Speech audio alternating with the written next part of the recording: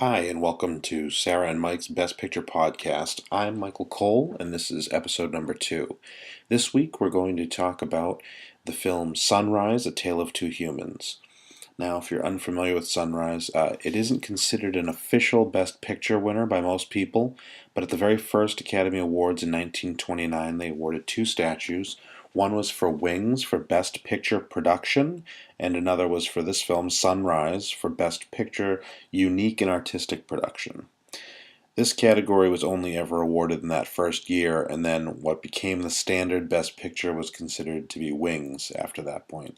But I thought that if we're going to cover all the Best Picture winners, Oscar winners, I wanted to watch this film as well. In this alternative Best Picture category, Sunrise beat out the films Chang, A Drama of the Wilderness, and The Crowd. In addition to Best Picture, it won the first Academy Awards for Cinematography and Best Actress, as well as getting a nomination for Art Direction. So I'm here with my wife and co-host, Sarah Cole. We just finished watching Sunrise a couple of hours ago. Do you want to tell the plot of it, or should I tell the plot of it? What do you think? You can tell the plot. So basically, a man who I don't think they ever tell his name is he's having an affair, and his mistress basically tells him that he should murder his wife. So he tells her she tells him that he should drown his wife, and kind of helps him plan it. So the next Because she's been vacationing near the farm in the countryside there, and she's about to go back to the city, so she really wants him to sell the farm and come to the city. But he says, what am I going to do with my wife? And she says, well, couldn't she just drown? Yeah. The way she says it's really evil and psycho. Yeah. The way she says it's very nonchalant, like, well, it's too bad she can't just drown. So he goes the next day, and he has this big bundle of sticks that's supposed to save him. He's gonna take her out on a boat ride, and like flip the boat over, and so she'll drown, and he'll have the sticks to hold him up. So they get out on the boat. They leave their baby with, I assume it's her mother, based on the way it plays out. But they go out on the boat, and he's like about to drown her, and it's very clear to her, like, oh, he's trying to kill me. And then he's like stops and like just brings her to the shore, and she like runs away from him. And he spends like a few minutes like chasing her around, trying to like apologize, and she's like distraught, obviously, because her husband just tried to kill her. Then they end up like sliding in the back door of a wedding, and when they watch the bride and groom do their vows, their love is renewed, and they basically spend the whole middle of the movie on this like long elaborate date, falling back in love with each other, going to a salon and a carnival, and they get pictures done after the salon. They get pictures done, and the whole thing plays out with them like falling back in love, and then they're on the boat going back across the lake or river or whatever it's supposed to be, and a thunderstorm happens, and she actually does fall out. But as she's falling out, he gives her this bundle of sticks, hoping she'll survive. And the whole time you're thinking, oh, after all that, he's gonna die and she's gonna live, and it's gonna be a redemption. Ultimately, neither of them die, but if they think she died for a couple of hours or whatever, until someone else finds her. And in the meantime, during that, he goes to like beat the crap out of the mistress. And he tries to strangle her. Yeah. For even starting this whole idea, and it kind of makes you just feel like the husband's just super unstable. Yeah. And he has a lot of anger. Yeah. So, one of the things that really caught my attention, so I do a little bit of research on these movies beforehand, so I'll have something to talk about here. But one of the things that I found was the director of the movie, F.W. Murnau, He did not like. So it's a silent film, or mostly silent. I guess there's no talking, but there are sound effects. You can hear like voices chattering in the background. So they just hadn't perfected sound sync yet. It came out about a month after The Jazz Singer, which was the first actual talkie. So it is not like it's not really a pure silent film, um, but it's mostly a silent film. So they do follow the old title card um, concept, where if there's dialogue that has to be portrayed to the audience, they use title cards. But F.W. Murnau hated title cards, so he apparently wrote it so that there could be as few title cards as possible. And it was really interesting the way that they got around that. So, like, there's a scene before the guy goes to kill his wife in which he looks like he's not going to do it. He looks like his facial expressions, he looks haunted by the idea that he would even think about this.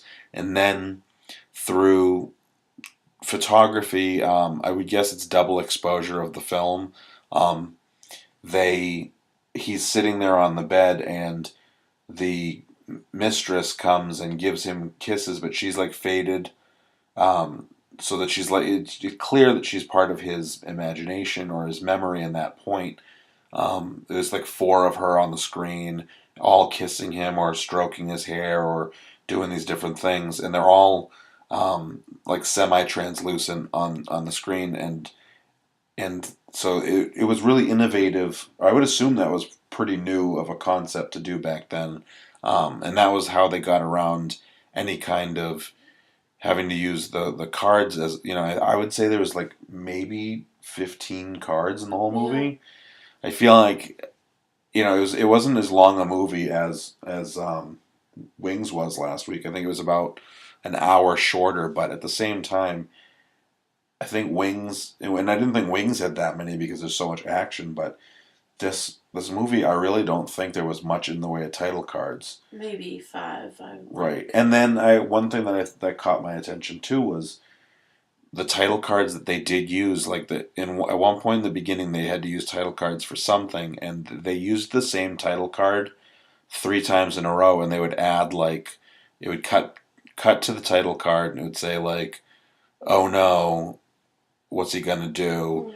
Then it would cut to the action, then it cut back and be like, "He's gonna have to," but it would all be on this one title card, like it was revealing more dialogue, which was interesting. Instead of doing one big block, it was like it was kind of trying to pace it the way dialogue would, and I thought that was really interesting. Right.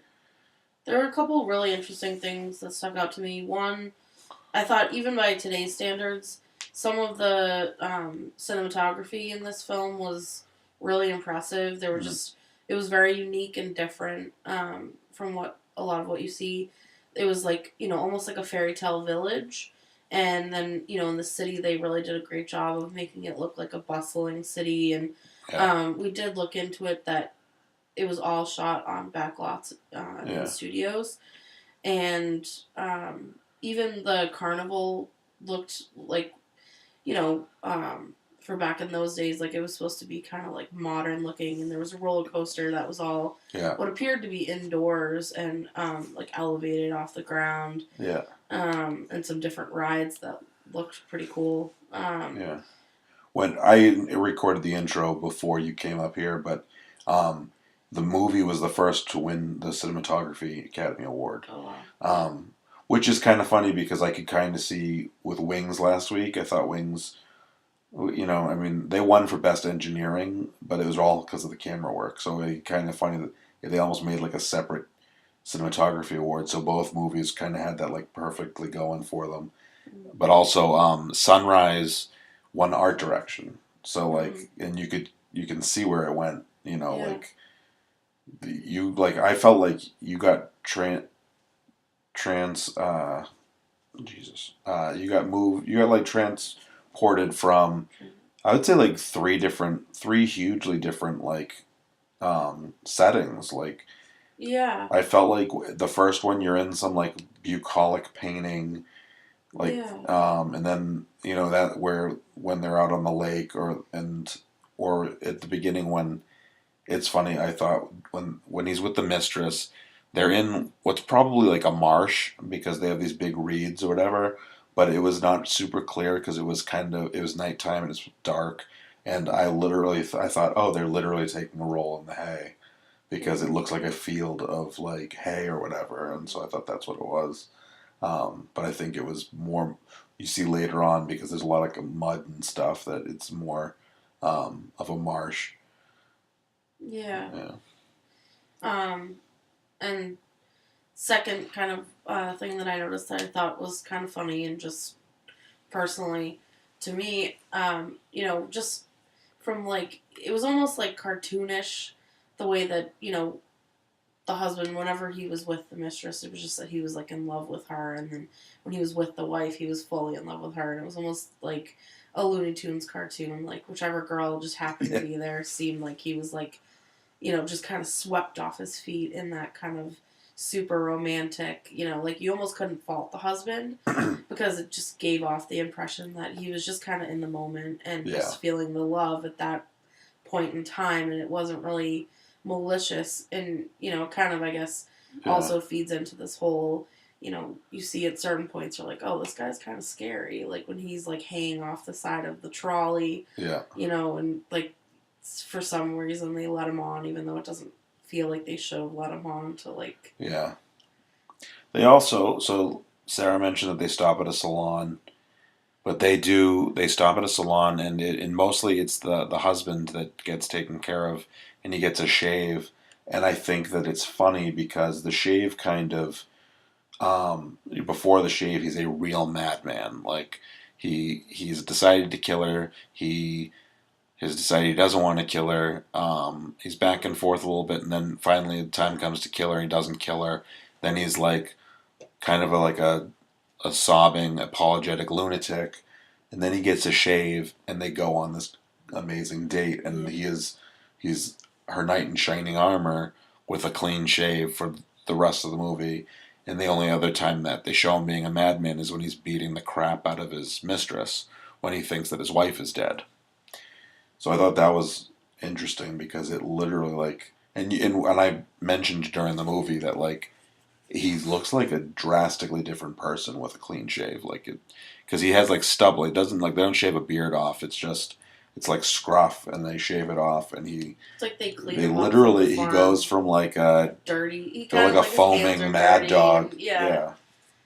I also thought when they're on the boat, they show him rowing, and even a little bit before that, in the scenes before, they have that double exposure where he's sitting on the bed and he has like water almost washing over him, like he just is like thinking about how he's gonna carry through with this and is he gonna do it, and it's kind of almost like Telltale Heart. That's like the impression, and even with like the limited sound effects, like there was a lot of emotion in this movie and a lot of like I felt like good action, like it really draws you in more I think than Wings did. Do you think this is better than Wings? Yeah, I think like as far as like emotional investment, you felt more invested throughout this because there were so many different points where you're like, okay, is it like, are you now focusing on the romantic aspects? Are you focusing on the thriller part where is he going to murder them? Yeah. Like, because there's obviously there's a point where he's going to murder the wife, and then when he is thinking about strangling the mistress, and the only reason why he stops is because they find the wife in the marsh. Yeah. And she had almost drowned, but they rescued her. Mm-hmm. So I think there were. Yeah, I liked this one. I thought that maybe I liked Wings better. And we won't necessarily, as we go forward in the podcast, we won't necessarily compare all the time, but these two, being that they were the same year, and they're both kind of silent. Important. They're both and silent. There's not many others silent. There's only one other, and we've got like 70 weeks till 80 weeks till we get there. I thought that like it was interesting because both movies had a love triangle, but other than that, they could not be more different. Like, that's true. like in Wings, every character, even though there's a love triangle and like there's conflict by the nature of the fact that like they're going to war and stuff. There is no, I don't think there's a bad guy in Wings, and there's nobody that's like. I think everybody is just everyone's heroic, but there is still interest and conflict, and it really carries forward with character arcs and stuff, without having any kind of um, uh, uh, any kind of bad guy. But with this movie, I thought that like the husband is a bad guy for a a decent. I would say, even though he like redeems himself by loving his wife again, I think that he's somewhat a bad guy. The mistress is a bad guy, and the only good person that seems to be good the whole time is the wife. Um, the wife was played by Janet Gaynor, and she's the one who won Best Actress, so the very first Best Actress winner. Um, I'll be honest, I don't get it, but like as far as the acting, Yeah, I kind of thought I thought the when she was scared of him yeah after the boat, like yeah they dragged that out a little bit too yeah long. Like she's kind of just like shivering, like yeah next to him, like yeah intimidated. And I guess in those days, like it, they were like probably didn't want to make a scene like in a public place mm-hmm. or something like that. But it was like multiple scenes of her just like shaking and being scared, and then yeah he gives her flowers, and then all of a sudden they walk by a couple storefronts and they see some wedding pictures, and then they go to the actual wedding, and then after that everything's just magically fine. yeah So for that a length of time, for her to be that scared to then go so quickly to being like having a grand time with him yeah was that was the only issue I had with the yeah. movie.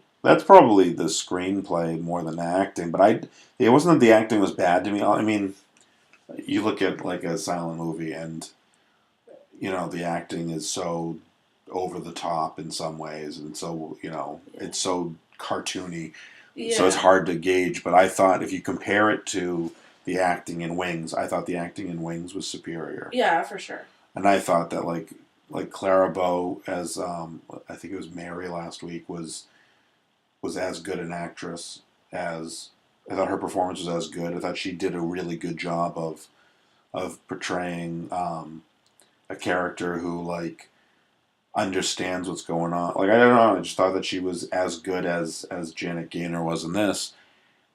And the only thing I could think of is that she got less screen time. She was like a supporting actress, and in the first like 5 or 6 years of the Academy Awards, I'll look it up later. I'm sure we'll mention it as we get there. There was no supporting actor or actress category, and so I'm not personally aware of if you were a small role in a movie, if you just got overlooked totally, or if there was any cases in which that would win, best actor, best actress. But I thought that both men in Wings were better than the guy in this, and I thought that Clara Bow was better than Janet Gaynor. I think his name was Charlie from Wings. Yeah. I think he was a more likable character, but I think that was on purpose, and I think that the other guy, well, it's escaping me right now. No, there was I'm totally spacing on the names. The other. Sorry, we're recording this at 11. Compare, but the two films against each other. But I think that they wanted you at certain points to not like this husband. Yeah, no, and I absolutely agree. But like there was, and I think kind of like some of the roughness of his acting kind of like helped make him even a kind of shadier character. Yeah, he played conflicted well, I guess. But I just thought that like. I also wonder like if our obviously we're 90 years from this. Yeah. Like our viewpoint might be a little bit different, where culture and society has changed. But I wonder with the whole like city and country, because that seemed to be another kind of True. dividing point for this film, where they kept saying like come to the city, and it just seemed like life was different compared to the farm and the city. Like Back to the Salon, I think that was a big spot in the film where you saw that like they were clearly not from the city, and they were in like a little bit shabbier clothes, shabbier shoes. So I think that is another thing just to kind of note. Yeah, there's a lot of like a lot of different things that we don't think of. Like last week we saw it a lot with Wings, with the dynamics between the two guys was different than what we would be used to, and definitely different than what we probably would have expected from men back then. In this one, I thought there was a lot of like little nuanced like cultural differences, and the movie is 90 years old. It's it's hard to fully get it, and also 90 years ago in somewhere rural is going to be very different than 90 years than today in New York City or in Boston, where we're from, and like so like there's a huge. I think there's a huge disparity in just culture, like a huge not disparity, but huge difference, huge gap in the culture, and so it's a little different. As far as the acting, though, like I've watched a lot of silent movies. Well, I've watched more silent movies than you have. I don't know if I would say a lot, but like it's tough because I've seen like mostly other than Wings and Sunrise and like a couple others like that. I've mostly only seen Charlie Chaplin movies and Buster Keaton movies, and those are very broad comedies, slapstick, and they're very different. Even Charlie Chaplin in his movies has a lot of emotion, but it's still kind of told through the lens of comedy, and so that's hugely different than something like this, which is this. Yeah, last week's The Wings I thought had comedy. I didn't think this had any comedy in it. I can't remember anything that was funny or seemed like it was supposed to be funny.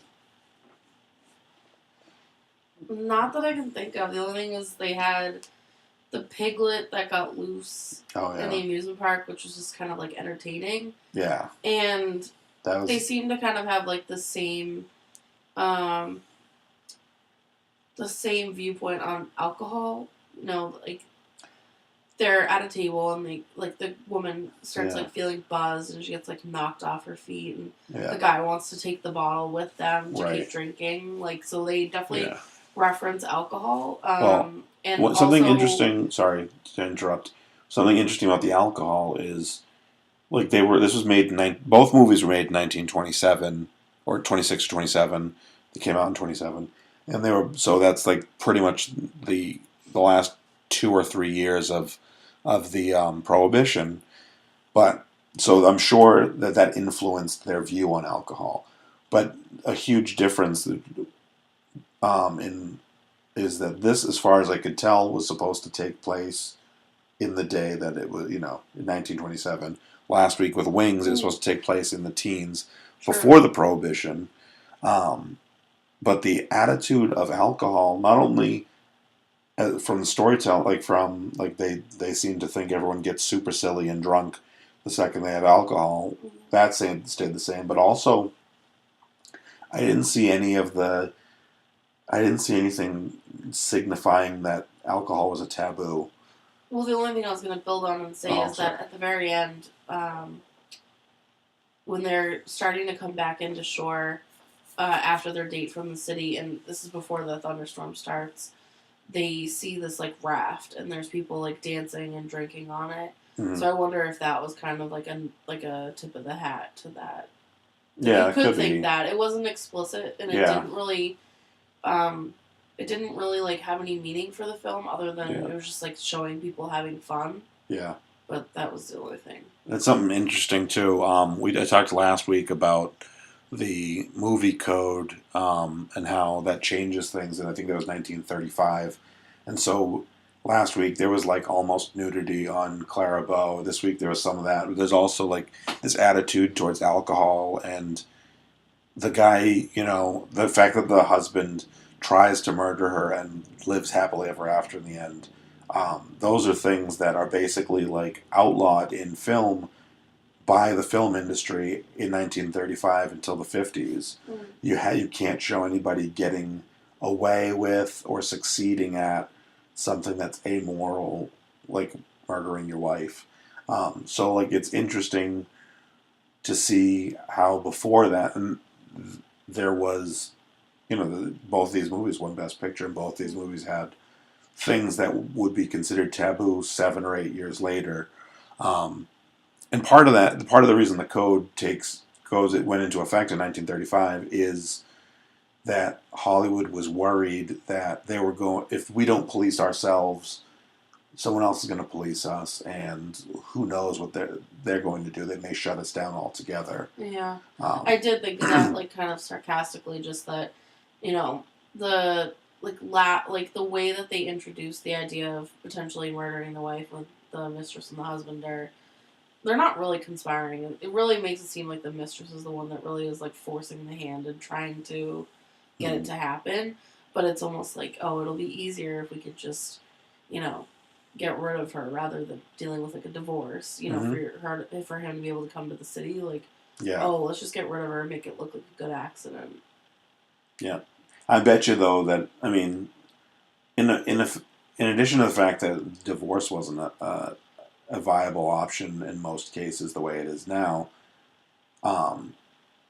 murder was probably a lot easier to get away with back then. Like, especially if you're not, if you're you have a body of water nearby, and it's 1927, getting rid of a woman, especially in a storm, and it's not that difficult to make it look like an accident.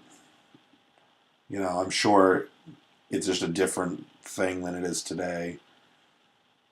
I mean, look at, like if you look at the fact that if you want to, I don't remember who the comedian was. It might have been Chappelle that said, back in the day, if somebody wanted to disappear, they could just like move a city away or something. Like you just go get a pack of cigarettes and move it out. You move to the city next door, and no one finds you. Whereas now, like, if I left and went to like South America, you could probably track me down, like not too difficult. Whereas I could probably disappear in the town next to us 90 years ago. So like murder was probably immensely easier to get away with, and divorce was this huge big deal. Whereas being a widower, like especially even if you got a divorce, remarrying was probably at least a social stigma, if not a legal hassle, and just the fact that you're divorced in general would be a social stigma. Right. Yeah. Did anything stand out as being significantly odd or not? Like, did anything make you go, oh, like, how did this win with that in there? Anything like negative? Not really. No. I thought there was enough movement in it that, just... Yeah. It was enjoyable to watch. I think it was impressive, with all the visual stuff. Like, to me, that's always kind of a big thing. Like, yeah. And I think they told a really good story. Yeah. Something that's going to be interesting as we go into next week. So, at the end of the silent era, the directors got really, really interesting in their camera work. And then they had to take a step back when it came to the advent of audio or of talkies, because they then had to worry about where a microphone could be. And so they went from these very movable shots to fairly static shot. So like we may find, and now next week is the Broadway Melody of 1929. So it's going to be big chorus lines, and I've seen it. I don't remember it very well, but I didn't think I liked it. I was 15. I don't know if that counts, but it'll be interesting. Like you've seen Singing in the Rain, right? Mm-hmm. Yep. Like that's kind of how it is. Like you had like they could do tracking and they could do panning and all these fun things with the cameras, and the cameras were getting smaller, and then audio came in, and they kind of had to like step back. So I think for the next, I mean, I don't know. I think if I remember correctly, it's next week is Broadway Melody. We're gonna have that big Broadway thing, and then after that is All Quiet on the Western Front, which I've also seen. I don't remember, and I don't remember, and a lot of that one is. I believe that one's German. At least it's about Germans. So yeah. If it's foreign, there's a decent chance there was a lot less, a lot less dialogue anyway. But it'll be interesting, especially some of the acting. We get to see an acting shift from the very big facial gestures and crazy hugs. Like there was one part where he goes to kiss his wife, and not only does he, I mean, I know that the speed of the film is not exactly consistent with what we're used to now at 24 frames per second, so everything looks a little jumpy or sped up. But he goes to kiss his wife, and it's almost as if he has to kiss her and hug her entire body. All like everything that's gonna connect has to connect at the same second. Yeah. Did you notice that? It's like this odd, like no touching and then all touching, like, and there's no just like kiss and then move in with a hand to hold her face or anything. Like it's just full body. Like we'll get a little bit away from that, I think, as we get into the talkies. And I don't remember when we get. I know that when we first start off, there's going to be a lot of that, like, "Say, kid, how you doing, kid?" Like goofiness. But I don't remember when the real acting, like the really good acting, comes into play. I kind of think it's like mid-30s, because I know that we've got we get some screwball comedies and stuff like that coming. But like it'll be interesting. I'm interested in seeing how this goes. That's kind of why I wanted to do this podcast. Is kind of I've seen most of the best pictures. I think I'm like 7 or 8 shy of the whole list, but I've never like I watched them when I was younger, like between like 14 and 19, and I want to kind of see the progression. So that's why I wanted to do them in order, because I think that it's interesting. Because they're like I said, when we go to audio, there'll be a step back as far as camera movement. So there's all these little like things that we're going to see: 1 step forward and 2 steps back, and tracking the progress of the history of film is kind of an interesting thing to me. But I was glad to watch this one. I know when I've talked to people who are kind of best picture enthusiasts in the past, they've kind of not known necessarily what I was talking about. I'm sure a lot will, but because it wasn't an official Best Picture winner, like a lot of people haven't seen it, and so I thought it was key that we see it. It would be interesting for us.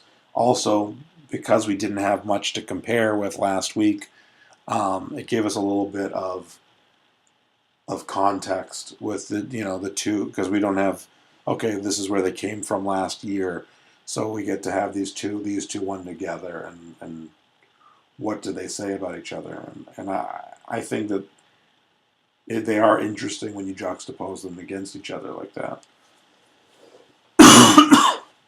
Get the fact that they're both love triangles, but they're very different in that way. They both have strong alcohol influence, and I guess in that way, with just comparing the 2 love triangles, the Wings one is a lot, obviously, much more lighthearted. There's no real commitment on any of their parts, and it kind of, they reference it in Wings, is that they're kind of kids when they go off to war and they are innocent and don't really know. And when they get back from the war, they, you know, they kind of excuse some of their behavior and the way they are now because they had to go through the war and having to deal with some of that. Yeah. Like what would have been post traumatic stress.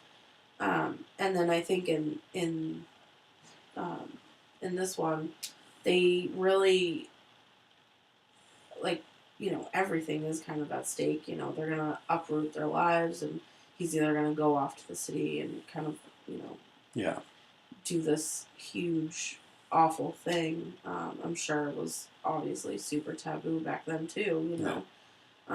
And he has a kid too, so I don't know what was going to happen to the kid. I was just about to say, well, like, do you think that the mother-in-law was going to keep the kid, or and it was a baby too? Is his mistress going to take care of the kid? Like, that was one thing that kind of is interesting. Is that like I don't know if there was reference really the baby. There's no like consideration given as to I'll kill my wife and you'll be my kid's new mom or whatever. Like there's nothing. Like, right. So I think with Wings, the love triangle was definitely had more like fun, lighthearted thing to it, and you're not as well. It's also like there's no like look at I can't remember the male characters' names, but they both love the same woman, and the one so the woman's name is Sylvia. The guy, the woman the guy that Sylvia loves, doesn't want. I cannot remember their name. David and Charlie. Is it Charlie? I don't think it was Charlie. Anyway, David's the one that Sylvia loves, and David tries to keep that from the other guy to spare his feelings, you know, like because they've become best friends, and he wants him to like think that, well, you know, like we can deal with this when we get back from war, you know, like I don't want to hurt his feelings. And then you get into this week, and she's like, kill her, like just get rid of your wife. And so it's just a totally different tone of how to deal with each other. It does say his first name is Charles. Charles, they call him Buddy. That's the actor. Okay. Yeah. Jack. Jack. David and Jack. That's what it was. So that I think that wraps up our discussion on Sunrise, A Tale of Two Humans. Actually, one question: who do you think that they were talking about when they said the two humans? The husband and wife, or the wife and the mistress? I mean, the mistress isn't in it that much, but what do you mean two humans? That's the subtitle of the movie. It's Sunrise, A Tale of Two Humans. Yeah. I don't know. Doesn't matter. I think the husband and the wife. I think they're like the majority of the movie. Yeah. I think the mistress truly probably is the real villain. Because I think they manipulate it like that. Yeah. You know, that whole back to that whole cartoony thing. You know, he's just in love with whoever is like. He is like a Looney Tune, but at the same time, I feel like I don't know. That's why he doesn't seem incompetent or anything. He doesn't seem slow or anything like that. Like no. They don't portray him that way. So I kind of take it as he's an asshole. I think he just gets caught up in the moment a little bit. Not trying to like give him like an easy way out. I don't think that at all. But I think that you know, from what you can see, when they don't think they're gonna find her, basically that bundle of sticks, you know, starts to like. Come apart in the water, and that's how they show that she's not going to get found. And he does look like devastated, like they're carrying him, like very like old style, like he's like completely like knocked on his feet, and he can't like, you know, he can't bear to go on. Basically, I don't know though. He thinks that she's gone. I don't know if that makes. I mean, I think. I think that just. I think the mistress is more like openly cold-hearted, but I think the husband is as bad in a different way. I don't know. I guess like it's that like he's just super wish-washy. Yeah, he's wish-washy, but like wish-washy about murder. Like he's definitely crazy. Yeah. The whole entire also, movie. like one thing that listen, I don't want to give a tip to anybody who's looking to murder somebody, but like if you're going to murder somebody in a situation like that, you either have to not let them find out that you're trying to murder them, or you have to successfully murder them. Like the half of the problem. I guess that is the big problem with the film is that like she falls back in love with him. Right, and like after just 10 minutes of like being scared. Yeah. You know. Yeah. She's fine, and. But like if I, like. If it was an accident, like if he rocked the boat, like he was playing around being stupid and knocked her out of the boat, then like he like, oh, I didn't mean to if she survived. But if you're going to like get up and be menacing, that's what I was going to say. And that part was kind of silly too. Like he doesn't talk to her on the boat. Well, he doesn't look at here's her on the thing. Boat. Here's the thing that I didn't mention. Like, so the way that when he gets up in the boat, he stands up in the boat, he starts rocking it a little bit, and he like walks. It's a rowboat, maybe big enough for 3 people. But he's in the rower. She's in like the beginning and it has part. A sail. Oh, it has. Yeah, it has a little sail. It's like yeah. But he gets up to go over to murder her, and like does this menacing thing. But that was the way he did that was very common in a lot of like old horror. So if you watch like the Cabinet of Dr. Caligari. Or like the old, like they did these very slow, like they would just stare at you and their arms would slowly come up to your neck and like that's the style. Like. And so like it looks ridiculous, but when you realize that like apparently that's how all movie murders were done in the 20s, then you go, oh, okay, I get it.